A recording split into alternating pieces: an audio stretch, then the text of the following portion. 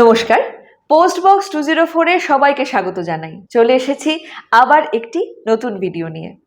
আমাদের আজকের ভিডিওর যে বিষয়, সেই গল্পটি হয়তো অনেকেরই কম বেশি জানা।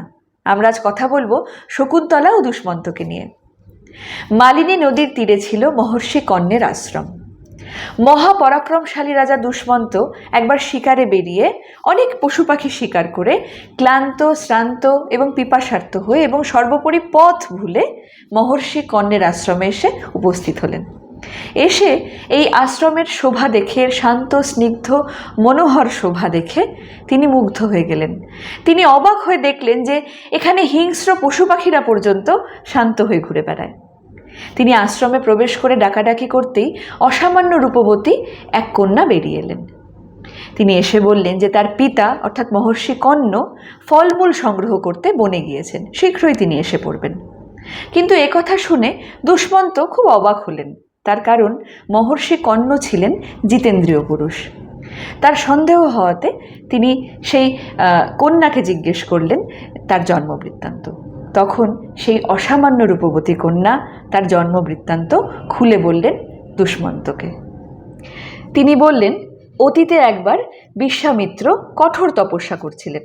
তার তপস্যায় ভয় পেয়ে দেবরাজ ইন্দ্র স্বর্গের অপ্সরা মেনকাকে পাঠালেন তার তপস্যা ভঙ্গ করতে।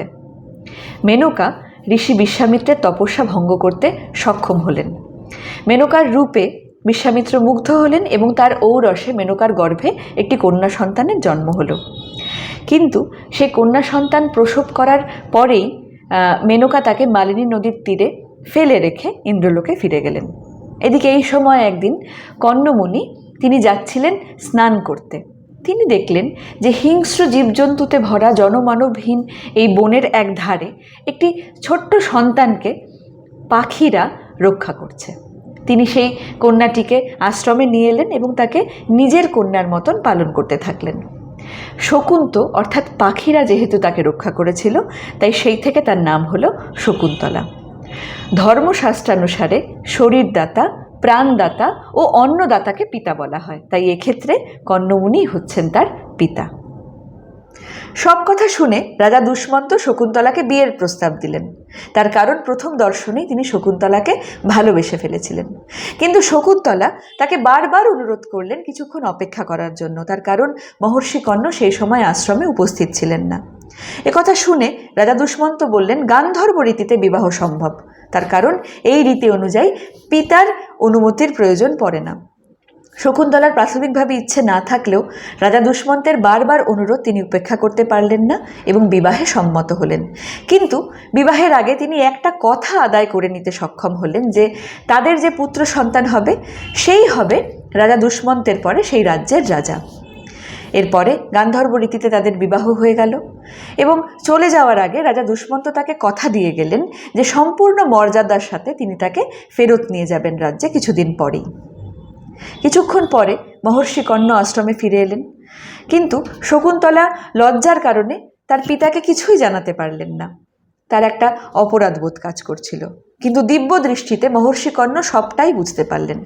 তিনি তখন শকুন্তলাকে বললেন যে লজ্জাবনত হওয়ার কোনো কারণ নেই, তার সম্মানের হানি হয়নি। তার কারণ গান্ধর্ব রীতি বিধিসম্মত এবং ক্ষত্রিয়ের পক্ষে এই বিবাহ উপযুক্ত। 3 বছর পরে শকুন্তলা একটি পুত্র সন্তান প্রসব করলেন এবং সেই ছেলেটি আশ্রমেই লালিত পালিত হতে থাকলো। দেখতে দেখতে ছেলেটির বয়স 6 বছর হয়ে গেল। অসীম বলশালী সেই ছেলেটি এই বয়সেই বাঘ, সিংহ, হাতি ইত্যাদিকে ধরে এনে গাছের সাথে বেঁধে রাখত। কিন্তু এই লম্বা সময় রাজা দুষ্মন্ত নিজেও আসেননি বা কোনো লোকও পাঠাননি শকুন্তলা ও তার ছেলেকে নিয়ে যাবার জন্য। এই সময় মহর্ষি কণ্ব বিবেচনা করে দেখলেন যে এইবারে শকুন্তলা এবং তার ছেলের রাজা দুষ্মন্তের কাছে ফিরে যাওয়া উচিত। সেই মতো তিনি তার শিষ্যদের আদেশ করলেন যে শকুন্তলা এবং তার ছেলেকে রাজা দুষ্মন্তের কাছে ফিরিয়ে দিয়ে আসার জন্য। তার কারণ তা না হলে এবার লোকনিন্দা হবে। শিষ্যরা তার কথা মতো তাদের দুজনকে রাজা দুষ্মন্তের প্রাসাদে পৌঁছে দিয়ে ফিরে এলেন। কিন্তু রাজা দুষ্মন্ত পূর্বের সমস্ত কথা অস্বীকার করলেন এবং শকুন্তলাকে বললেন তিনি ছলনাময়ী তাপসী, এই বলে তিনি অপবাদ দিলেন। অথচ রাজা দুষ্মন্তের কিন্তু আগের সব কথাই মনে ছিল। পরম স্নেহে বড় হওয়া শকুন্তলার পক্ষে এই অপমান, এই উপেক্ষা কতটা কষ্টের তা বুঝতে আমাদের অসুবিধে হয় না। ক্ষমতার কাছে নারীর এই অবস্থা আজও একই রকমভাবে সত্য। সে অত্যন্ত রাগে সেই রাজাকে এই অবধি বলতে পেরেছে যে যদি আমাকে মিথ্যে অস্বীকার করো তাহলে তোমার মাথা শতধা বিদীর্ণ হবে। কিন্তু তার পর মুহূর্তেই তার গলায় ধরা পড়েছে এক অসহায় মায়ের আকুতি যে তোমার আমাকে স্বীকার করতে হবে না, তুমি তোমার সন্তানকে তো স্বীকার করো। কিন্তু একথা বলার পরেও রাজা দুষ্মন্ত তাকে অবজ্ঞা ভরে তার বাবা বিশ্বামিত্র এবং তার মা মেনকাকে অপমান করেন। এরপরে উপেক্ষিত অবহেলিত নারী সে কতগুলো নিষ্ফল আক্রোশের কথা রাজাকে বলে সেই প্রাসাদ থেকে চলে যায়। কিন্তু এই সময়ই এক দৈববাণী হয় যে শকুন্তলার কথা সর্বৈব সত্য, এবং সেই দৈববাণীতে রাজা দুষ্মন্তকে এক্ষুনি শকুন্তলাকে গ্রহণ করতে এবং তার পুত্র সন্তানকে ভরত নাম দিতে আদেশ দেওয়া হয়। তখন রাজা দুষ্মন্ত স্বীকার করেন যে তার সব কথাই মনে ছিল, কিন্তু লোকনিন্দার ভয়ে সে শকুন্তলাকে স্বীকার করতে পারেনি। এরপরে তিনি গিয়ে শকুন্তলা এবং ভরতকে ফিরিয়ে আনেন এবং তার পূর্ব প্রতিশ্রুতি অনুযায়ী ভরতই রাজ্যের রাজা হন।